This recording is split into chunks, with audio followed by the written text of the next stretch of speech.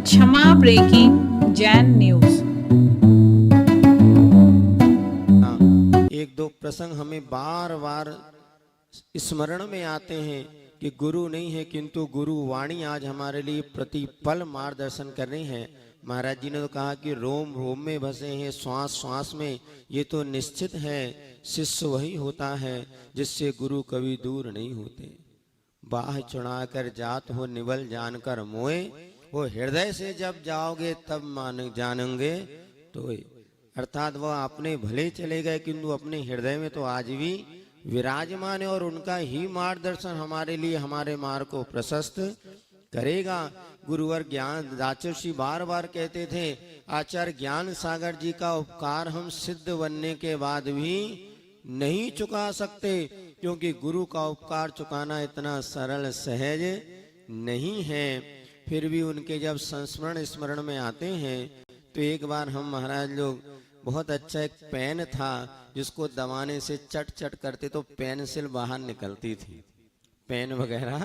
तो अब अपने को इतना और ले गए, जब दिखाया आचर्षि को, आचर्षि कहने लगे नहीं, इस पेन में जो भीतर आपका जो छेद है ना, आपने खट से बटन दबाया पेन बाहर निकल गया, लेकिन उस पेन के उस छोटे छेद में अगर कोई जीव बैठा हो तो उसकी रक्षा कैसे होगी।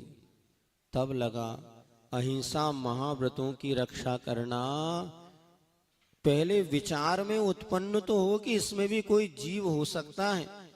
ये कार्टून जो होते हैं, आप लोग ठंड के समय में कार्टून बिछा देते महाराज इसमें बैठ जाओ, क्योंकि वो गर्म होता है। हम लोग भी कई बार बैठते थे। एक बार आचार्य महाराज ने देख लिया, बोले देखो इसमें पाइप बने हैं, छोटे छोटे गैप बने होते ना पाइप, आप इस पे बैठ तो रहे किंतु इस पाइप में अगर कोई छोटा जीव अंदर चला गया हो तो उसकी रक्षा करना संभव नहीं। इसलिए साइड में लगा रहे तो ठीक, लेकिन इस कार्टून जो होते उसमें बैठना, क्योंकि जब हम लोग गिरनार जी गए थे वहां पर एक आचार्य महाराज के अस्वस्थ थे और गुरु जी वहां पर गए तो महाराज उसी कार्टून पे बैठे थे। तो आचार्य खड़े रहे, वे महाराज बार बार ने आचार्य आप बैठिए।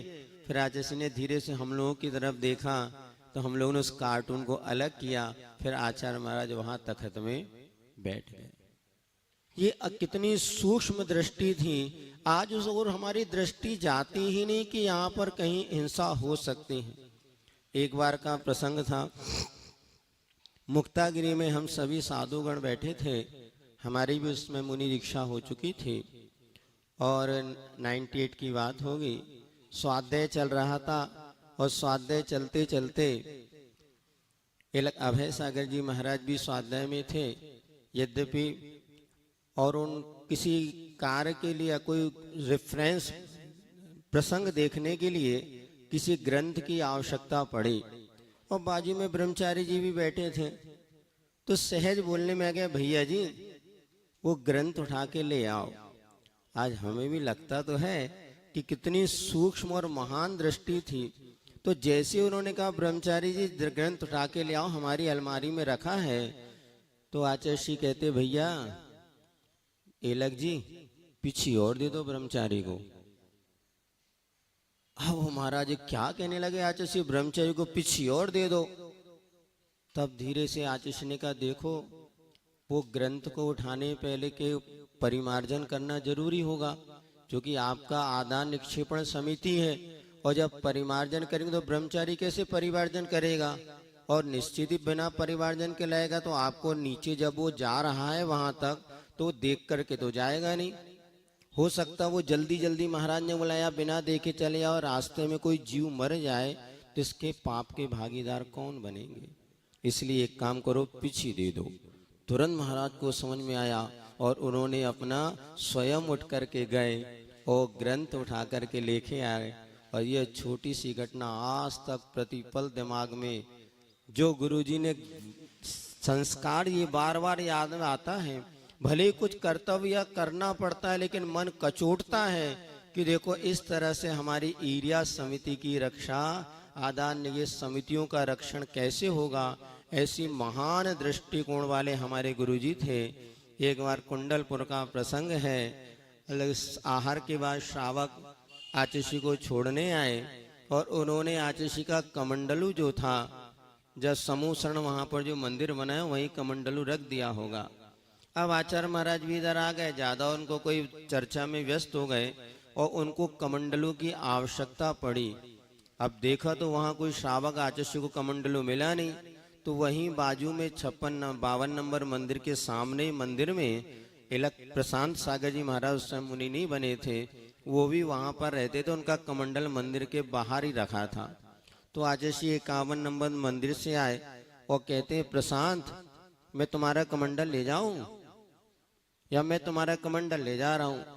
तुरंत महाराज बाहर आए, अरे गुरुजी आपको हमसे पूछने की क्या, कमंडल सब आपका ही है। लेकिन गुरु महाराज की कितनी विशाल दृष्टि थी कि अदत्ता दानम स्तेयम, चूंकि इनका कमंडल है उनके शिष्य का किंतु वो भी उन्होंने बिना पूछे नहीं उठाया।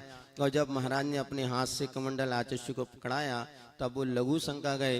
फिर महाराज को लगा आचर्षि ने ऐसा क्यों कहा, देखा उनका कमंडल नहीं था। फिर एलक जी स्वयं गए, ढूंढा तो वहां पर समूह शरण के पास कमंडल मिल गया। सो पुनः आचर्षि के कमरों में लाकर के स्थापित कर दिया। वास्तव में आचार्य महाराज ने अपने जीवन काल में जिस तरह से हम लोगों को शिक्षित और संस्कार दिया वह एक अतुलनीय है।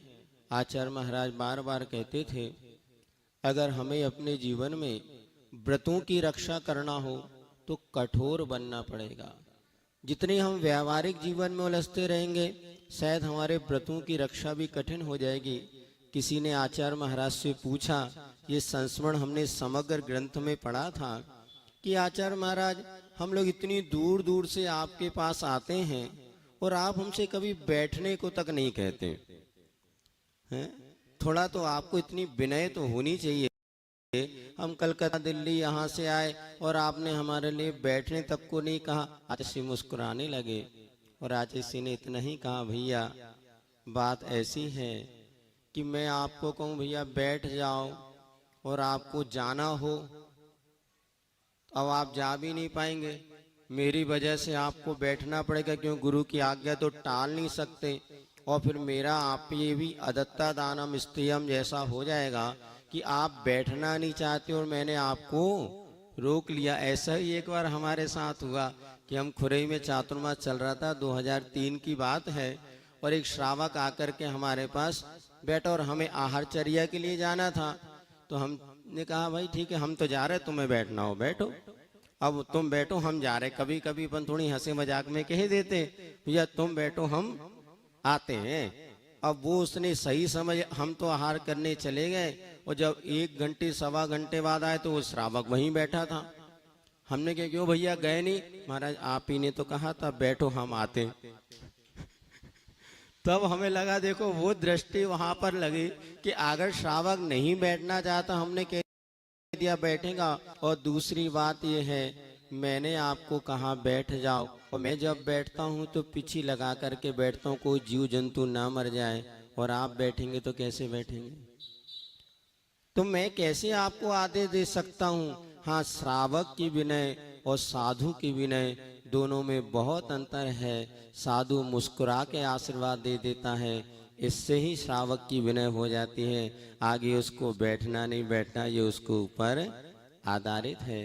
किसी ने कहा आचार्य आप कोई बात कन्फर्म क्यों नहीं कहते, हमेशा कहते देखो देखो देखो, हम सब अनिर्णित हो जाते। देखो का अर्थ क्या माने, हाँ कि ना। तो आचार्य फिर मुस्कुराए, कहने लगे भैया बात ऐसी है जो निश्चित नहीं है मैं उसको कैसे निश्चित करूं। अलका पता ना पलका पता, फिर सोच रहा क्यों बरसों। अरे अगले क्षण का कोई भरोसा नहीं, और मैंने तुमसे कह दिया कि हाँ कल हम ये काम करेंगे, मान लीजिए नहीं कर पाया तो मैं तो दोषी हो जाऊंगा। और मैंने अपने गुरु महाराज को, गुरु महाराज ने मुझसे कहा था यदि देना हो तो प्रवचन देना, वचन कभी किसी को मत देना। मैंने अपने गुरु को वचन दिया है। क्या कहा, मैंने मुख माटी में आगे प्रसंग दिया है, मैंने अपने गुरु को वचन दिया है कि मैं प्रवचन तो दूंगा किंतु कभी किसी को वचन नहीं दूंगा। ये कला हमने उनसे हमेशा देखी कि कभी भी वो किसी भी बातों से बंधे नहीं। हाँ, देखो देखो माने बस देखो कल क्या होने वाला है, तत्क्षणवर्ती परिणमन। आगामी काल में किस समय क्या परिणमन होगा, एक एक क्षण में हमारे भाव बदल रहे हैं, एक एक समय समय में परिस्थिति बदल रही है। हम तुम ऐसा नहीं कर पाते, किंतु आचार्य महाराज की महानता, महान पुरुष वो होते हैं जिनकी महानता का हम आचरण कर पाए ना कर पाए, किंतु प्रत्येक समय उस मंत्र को हम याद तो रख सकते हैं। आचार्य कह लगे भैया अगले क्षण क्या होगा मैं कैसे निर्णित कर सकता हूँ, और मैं कैसे कह दूं, मुझे अपने सत्य महाव्रतों का भी तो पालन करना है। और अंत समय तक वो कभी किसी से बंधे नहीं, बस देखो वो कहते चले गए। और आचार्य महाराज के प्रति हम बहुत श्रद्धा और समर्पण की बातें करते हैं, किंतु बहुत खेद की बात है उनकी बातों पर अमल हम बहुत कम कर पाते हैं। हम तो यही बात कहना चाहते हैं कि आज आचार्य महाराज के कहना चाहिए साक्षात उपस्थित ना होने पर आज हम उनका यह दीक्षा दिवस मना रहे हैं। आज इस दीक्षा दिवस को यदि सार्थक करना है तो हमें एक संकल्प लेना होगा कि कृतिकार भले नहीं है किंतु उसकी कृतियां तो आज भी हैं। अभी संयम स्वर्ण महोत्सव पर 50 ग्रंथ प्रकाशित हुए, उसमें आचार्य महाराज ने इष्टोपदेश पर प्रवचन किया था, सो संकलन के रूप में है। समय सार पर जो प्रवचन हुआ 8 भाग समयोपदेश के नाम से प्रकाशित हैं। इसी प्रकार द्रव्य संग्रह पर दिव्योपदेश, पंचास्तिकाय पर परमोपदेश, अभी ये आलाप पद्धति पर भी ग्रंथ प्रकाशित हो गए। और जो आचार्य महाराज के भगवती आराधना पर भी ग्रंथ प्रकाशित हैं, और बहुत सारे, हाँ, 60 सती तो आचार्य की मौलिक कृति है जिसमें निरंजन शतक आदि बहुत अच्छे तरीके से लिखे हुए हैं। इन सब कृतियों को हम एक बार पढ़ने का मन बनाएं। आप निश्चित कर मानिएगा कि गुरु के प्रति हम उपकार को कैसे चुका सकते हैं। तो गुरु ने जो हमारे लिए मार्ग प्रशस्त किया, कम से कम एक बार उसको हम पढ़ें। तो आज हम जाते हैं देखते हैं मंदिरों में ग्रंथों की कतार लगी है, अलमारियां भरी हैं, किंतु उसको पढ़ने वाले भक्त बहुत कम बचे हैं। हम 1 घंटे आहार दान के लिए तो निकाल सकते हैं। कई लोग ऐसे हैं जो 10 बजे आ जाएंगे आहार दान के लिए और 12 बजे तक महाराज के कमरे में रह करके सारी व्यवस्था बना देंगे, किंतु उनसे कहो भैया आधे घंटे ग्रंथ का स्वाध्याय कर लो। जब महाराज हैं तो ये सेवा कर लो, और नहीं है अब क्या करते, 10 बजे अपने घर वापस चले गए, नहीं अब आधे घंटे स्वाध्याय करो। स्वाध्याय परम तप भी कहा है, वो ज्ञान समान न आन जगत में सुख को कारण। आज हम दुनिया में सुख की खोज कर रहे हैं, हमें कहीं सुख मिल जाए, लेकिन सुख मिलता नहीं है। लेकिन जो व्यक्ति तत्व ज्ञान में जुट जाता है, जो गुरुओं की वाणी को आत्मसात करने लगता है, भले उसका असर आज हो ना हो, लेकिन वो हमें हमारी रक्षा करता है।